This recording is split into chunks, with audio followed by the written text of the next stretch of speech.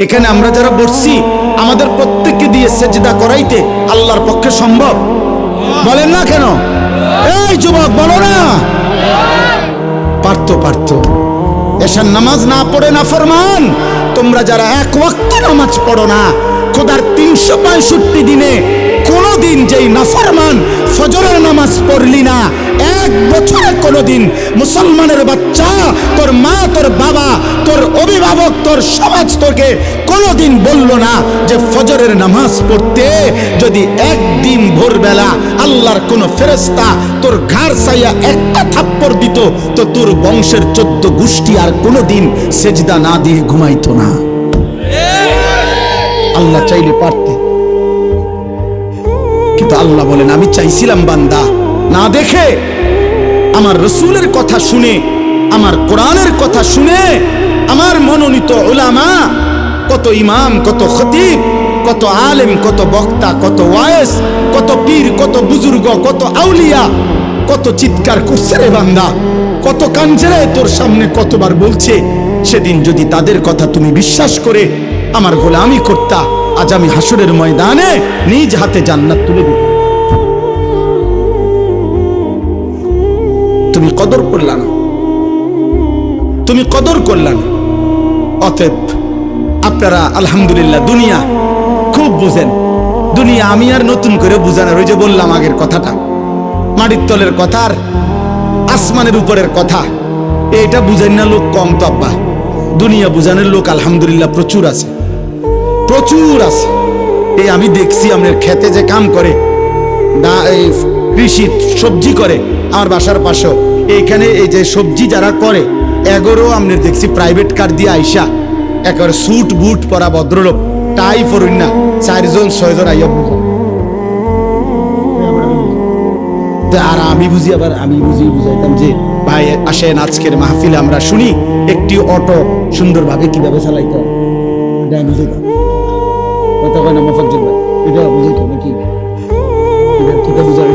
Auto চালাইতে এটা বোঝানোর কি দরকার? ওইটার লগে 2 দিন আটলেই তো হইল। দুনিয়াতে একেবারে সহজ, দুনিয়া একদম সহজ, দুনিয়া একদম সহজ। দুনিয়া, আরে ভাইয়া 200 কোটি মুসলমান যদি 400 কোটি হাত একত্র করেও 24 ঘন্টা দুনিয়া উপার্জনের জন্য চেষ্টা করে, আল্লাহর কসম কাফের বেঈমানদের সমপরিমাণ দুনিয়া ইমানদারের হবে না, হবে না, হবে না, হবে না।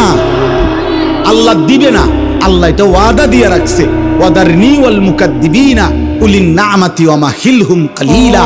আল্লাহ বলছে মিথ্যাবাদী নাফরমানদেরকে কিছু সময়ের জন্য দুনিয়া দিয়ে দাও। বান্দা মোমেন সেজদা দিয়ে আমার কাছে আইসো, আমি আল্লাহ তোমার চাহিদাও পূর্ণ করব জান্নাতে।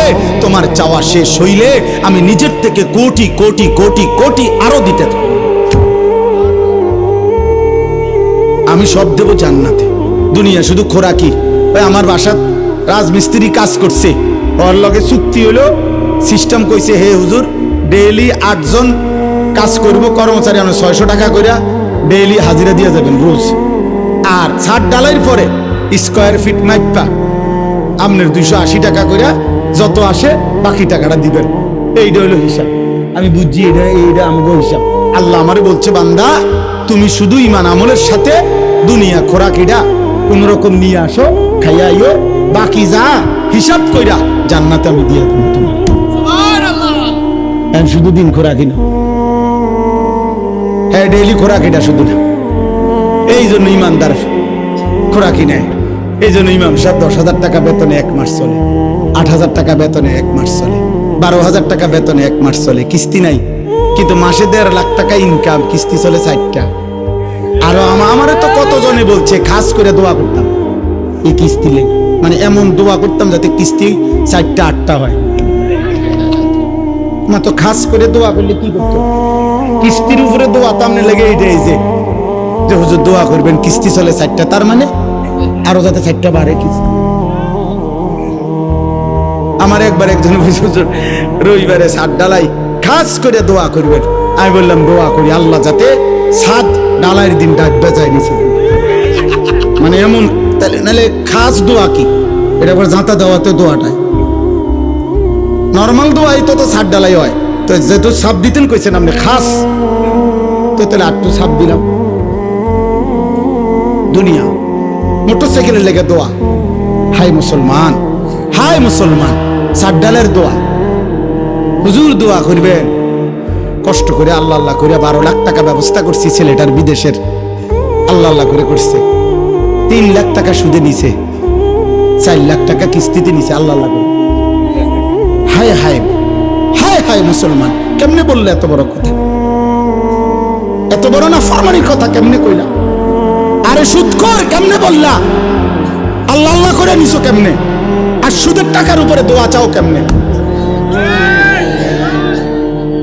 কি দোয়া করতো আমনের ফিতের লেগে? আপনি কি দোয়া চাচ্ছেন? কি দোয়া করতো? আমি দোয়া করতাম যে আল্লাহ উনি যে 6 লাখ টাকা সুদ নিছে এটাতে বরকত দেন নাকি? তো কি দোয়া করতো? কি তা নাই তো কি? আর নাই তো দোয়া করতে আল্লাহ সুদখোরকে ধ্বংস করে দেন, তো নাই তো বরকত দেন বলা যাবে? কথা বলেন না কেন? সাবধান মুসলমান, আখিরাত খামখেয়ালিন। আবারও বললাম, এজন্য এই জবানের হেফাজত জরুরি, হালাল হারামের পার্থক্য বোঝা জরুরি। এক মুসলমান, আবারও বলি, আখিরাতকে আপনারা মামুলি ভাববেন না, আখিরাতকে খামখেয়ালি মনে করবেন না। আখিরাতে পুরো জিন্দেগির হিসাব দিতে হবে, রাত দিন 24 ঘন্টার হিসাব দিতে হবে। অতএব আজকে আমি এতগুলো কথার পরে আপনাদের কাছে আমার মূল বক্তব্য হলো, আব্বা চলেন আমরা একটা এতটুকু বুঝি যে কমপক্ষে নিজের দিকে একবার নজর দেই।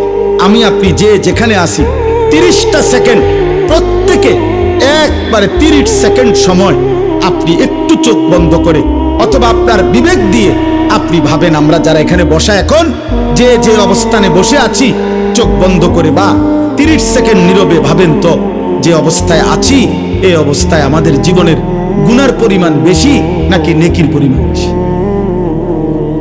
কি মনে হয়? তাইলে এখান থেকে যদি হাসরের ময়দান হয়, মালিকের সামনে দাঁড়াইয়া কেমনে হিসাব দিব? কেমনে হিসাব দিব? আপনি কি মরবেন না? আপনাকে কি খবরে যাইতে হবে না? এই কথাটাই আমি মনে করাই দিলাম। আমার ছোট্ট বুঝে আমি এতটুকু বললাম। আল্লাহ তাআলা বলছে, বান্দা এবার যদি মনে করে থাকো তোমার গুনার পরিমাণ বেশি, তাইলে তুমি অন্য কোথাও গিয়ে লাভ নাই। আমি আল্লাহ তোমাকে আশ্বস্ত করতে চাই, গুনাহ যদি তোমার আসমান পরিমাণ হয়, গুনাহ যদি তোমার সমুদ্রের ফেনা পরিমাণ হয়, গুনাহ যদি তোমার হিমালয় পর্বত ছুঁয়ে যায়, গুনাহ যদি তোমার এই জমিনের বালুকণা পরিমাণও হয়, তুমি অন্যদিকে যাইও না। তুমি যদি শুধু বুঝতে পারো, অনুভব করতে পারো, তোমার ভিতরে যদি উপলব্ধি আসে আমার গুনাহ বেশি, আর আমার এই গুনাহ আমার জাহান্নামে নিবে, আর জাহান্নামের আগুন আমি সহ্য করতে পারবো না, খোদার কসম আল্লাহ বলেন, এদিক সেদিক না গিয়ে বান্দা তুমি আমার দিকে ফিরে আসো, আমার রহমত থেকে নিরাশ হইও না। আমি ওয়াদা করলাম, আমি আল্লাহ এক সাগর নয়, আমি হাজার সাগর, এক পৃথিবী নয়, আমি আসমান ছোঁয়া গুনাহ একবারে একসাথে মাফ করে দেব। তুমি আমার কাছে আসো। এই কথাটাই এখানে 24 নম্বর পারা 39 নম্বর সূরা, সূরা জুমার, এই সূরার 53 নম্বর আয়াত। আমি আপনাদের কাছে 3টা আয়াত পড়ছি, 53, 54, 55, এই 3টা আয়াতের তরজমা বলেই আমার কথা আমি শেষ করলাম। আল্লাহ তাআলা বলেন, কুল, হে নবী আপনি বলেন, ইয়া ইবাদিয়াল্লাযীনা আসরাফু আলা আনফুসিহিম, হে আমার বান্দারা, তোমরা যারা নিজের উপরে গুনাহ করতে করতে সীমা অতিক্রম করে ফেলেছো, গুনার পাহাড় উঠিয়ে ফেলছো, তোমরা নিজের উপরে যারা জুলুম করে ফেলেছো, তোমরা যারা জীবনটাকে শেষ তছনছ করে ফেলছো। হাদিসের মধ্যে, তাফসীরের মধ্যে আছে, নবীজির কাছে কয়েকজন লোক এসে বলছিল, হে মুহাম্মদ, আমরা তোমার কালেমা গ্রহণ করতে চাই, কিন্তু তুমি কি জানো যে আমাদের গুনাহ কি পরিমাণ? আমাদের গুনাহ কি পরিমাণ? হয়তো তোমার আন্দাজও নাই। মুহাম্মদ, আমরা শুধু শিরিক করেছি এমন না, আমরা মূর্তি পূজা করেছি এমন না। তাফসীর কুরতুবীতে স্পষ্ট লিখছে, নবীজিকে তারা বলছে, হে মুহাম্মদ, চুরি করছি কি পরিমাণ, হিসাব নাই। জিনা করেছি কি পরিমাণ, হিসাব নাই। মদ পান করেছি কি পরিমাণ, হিসাব নাই। খুন করছি কি পরিমাণ, হিসাব নাই। জীবনটা শেষ করে দিছি গুনায় গুনায়, আজ আর কোনো হিসাব করেও কুলাইতে পারবো না, এত বেশি পরিমাণ গুনাহ আমাদের। তো বলছে, মুহাম্মদ, তুমি যে বলছো আল্লাহ মাফ করে দিবে, কিন্তু মাফ তো করবে বুঝি, কিন্তু আমরা যে পরিমাণ গুনাহ করেছি আমাদের মনে হয় তোমার আল্লাহ এত বেশি পরিমাণ গুনাহ মাফ করবে না। গুনাহ যে আমাদের অনেক বেশি। তুমি আরেকবার তোমার আল্লাহকে জিজ্ঞেস করো, ওনারে বলতে কও, উনি আমগো কি পরিমাণ গুনাহ মাফ করে দিবে। মহান আল্লাহ পাক এই আয়াত তখন নাজিল করছেন। আল্লাহ বলছে, বন্ধু আমার বান্দাদেরকে বললেন, বলেন, হে আমার বান্দা, তোমার গুনার সংখ্যা তুমি হিসাব না করে আমার মাগফিরাতের দিকে তাকাও। গুনাহ তোমার যে পরিমাণ হোক, আমার মাগফিরাত তার চাইতে কোটি কোটি গুণ